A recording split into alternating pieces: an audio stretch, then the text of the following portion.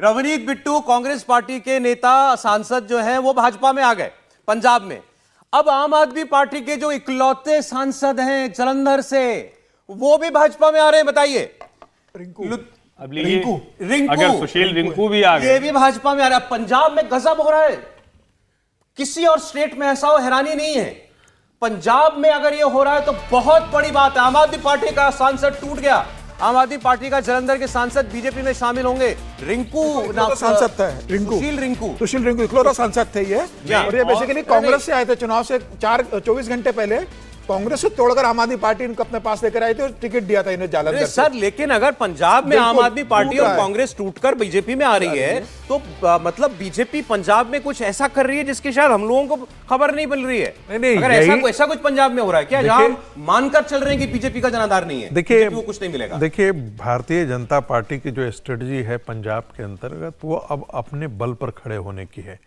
यही कारण है कि जो अकाली दल है, अकाली दल के साथ समझौते में जितनी सीटों की उन्होंने मांग की वो अकाली दल कभी एक्सेप्ट करने के लिए वो तैयार नहीं थे।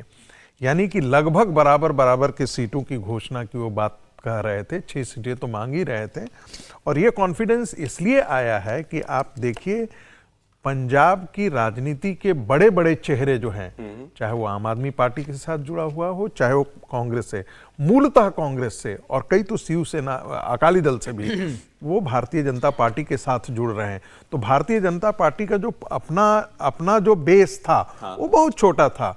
इसके विस्तार के लिए इसके लिए आवश्यक था कि कांग्रेस से, आम आदमी पार्टी से जो भी समर्थन में आए बड़े चेहरे को ला करके आ रहे हैं। जो कोई ये दोनों सिटिंग सांसद हैं बिल्कुल। अब अगर ये आ रहे हैं तो अपना भविष्य देख करके आ रहे होंगे ना। बिल्कुल। ये इसमें खासकर रवनीत बिट्टू ये इतने हल्के नेता नहीं है। मैं आपको बैकग्राउंड बता दूं। राहुल गांधी जब राहुल गांधी ने ये कुछ साल पहले 2019 से पहले ये फैसला किया था कि हम अपने ग्राउंड लेवल पर जो है वहां भी हम चुनाव कराएंगे, तो उन्होंने यूथ कांग्रेस का चुनाव कराया था और यूथ कांग्रेस के अध्यक्ष बनकर के ये रवनीत बिट्टू आए थे। पहली बार जो इलेक्शन कराए थे राहुल गांधी ने नीचे के स्तर पर। और मतलब आप समझ सकते हैं कि राहुल गांधी के करीबी भी रहे। देखिए रिंकू वाला मामला और गंभीर है। उसमें यह भी है कि आम आदमी पार्टी तो टिकट डिस्ट्रीब्यूट कर चुकी है। बिल्कुल। उन्होंने रिंकू को जालंधर से टिकट दिया हुआ है। उसके बाद वो पलट के जो है वो बीजेपी में आ गया। ये रवनीत बिट्टू का मुझे मालूम नहीं है। वो नहीं है इसमें बिट्टू को भी टिकट नहीं मिला, ऐसी तो परिस्थिति नहीं होगी। नहीं, ऐसी बिल्कुल परिस्थिति नहीं थी। अगर ऐसा दोनों जिनको टिकट मिला पंजाब में वो लोग अगर आ रहे हैं, इसका मतलब ये देख रहे हैं कि भाजपा का यहां पर कांग्रेस की जो प्रादेशिक इकाई है वो कभी भी आम आदमी के पार्टी के साथ गठबंधन की पक्ष में नहीं खड़ी थी। नहीं, वो ठीक है सर, लेकिन मैं फोकस इस वक्त बीजेपी के ग्राफ पर कर रहा हूं। अगर ये सिटिंग सांसद आम आदमी पार्टी और कांग्रेस के और मजबूत नेता ये अगर आ रहे हैं भाजपा के अंदर, तो क्या इनको ये दिखाई दे रहा है कि आम आदमी पार्टी नहीं, कांग्रेस नहीं, मेरा भविष्य मेरी जीत वो बीजेपी के साथ जुड़ी हुई है। इस चुनाव में पंजाब में हम 2 सीट की पार्टी मानते हैं भाजपा को, इतना ही है ना। 2 सीट की पार्टी मानते हैं। और सौरभ जी मैं तो कहूंगा कि अब फिर से सर्वे वगैरह इस पे हो जाना चाहिए, क्योंकि अगर आप देखें तो पूर्व आईएफएस तरनजीत संधू एक सीधी सीट दिखती है। वो लड़ेंगे तो बड़ा मजबूत लड़ेंगे। उनके जो दादाजी रहे, उनका जो परिवार रहा है वो जो शिरोमणि गुरुद्वारा प्रबंधक कमेटी है उसके फाउंडर्स में से है, बहुत सम्मानित परिवार है वो। रवनीत सिंह बिट्टू, सुशील रिंकू को अगर टिकट मिल गया और वो फिर से वो यहां आ रहे हैं। और कमाल की बात यह है कि जो इस सब के बीच में जिसको हम कहते हैं कि ट्रिगर पॉइंट कहां से आया, जो सुनील जाखड़ एक नाम ऐड कर दूं, परनीत कौर वो भी आएंगे। बिल्कुल 4 नाम तो हम लोगों ने ये जोड़ लिए। और सुनील जाखड़ जिनको कहते हैं ना कि जाखड़ परिवार पंजाब की राजनीति में, जिनको हम जो 2 हिस्सों में बांटते हैं कि सिख और हिंदू मतदाता, वैसे तो हिंदू से एक ही होते हैं, लेकिन जो पगड़ी वाले, बिना पगड़ी वाले, ऐसे आप समझने के लिए कहें तो जाखड़ साहब इधर आ गए हैं। और ये माना जा रहा है कि जो भारतीय जनता पार्टी ने रणनीति तैयार की है उसमें वो 7 से 8 सीटों पर बहुत अच्छी लड़ाई में है। ये खबर जब आई कि और कोई टूट सकता है तो हर किसी को लग रहा था कि ये भला कैसे हो सकता है। अब एक चीज और मैं आपको याद दिला दूं, यही वो सुशील रिंकू थे जब आपको याद होगा कि संसद सत्र में अकेले दिल्ली सेवा बिल पर अकेले जो ये सांसद थे इनको लोकसभा से निलंबित कर दिया गया था। यही वो सांसद थे। तो आप इसको यूं भी समझ सकते हैं। और ये सच है, चुनाव के समय में नेता सिर्फ और सिर्फ एक चीज देखता है, सीट निकल पाएगी क्या, दोबारा वो सांसद बन पाएगा क्या। और ये सचमुच चमत्कारिक खबर है। तो जो आप सर्वे में बार बार पूछते थे, ऊपर लगाते थे ना कि 370 प्लस कैसे होगा, 400 पार कैसे होगा, उसका जवाब यार पंजाब तो हमने सोचा भी नहीं कि पंजाब में ऐसा कुछ हो सकता है। एक बार इस खबर पर डिटेल, भास्कर मिश्रा हमारे सहयोगी जुड़ गए। भास्कर, आम आदमी पार्टी का सांसद भाजपा में आ रहा है, मतलब क्या है इसका? मतलब प्रचंड बहुमत है पंजाब में आम आदमी पार्टी के पास, उसके बाद भी उनका सांसद टूट रहा है।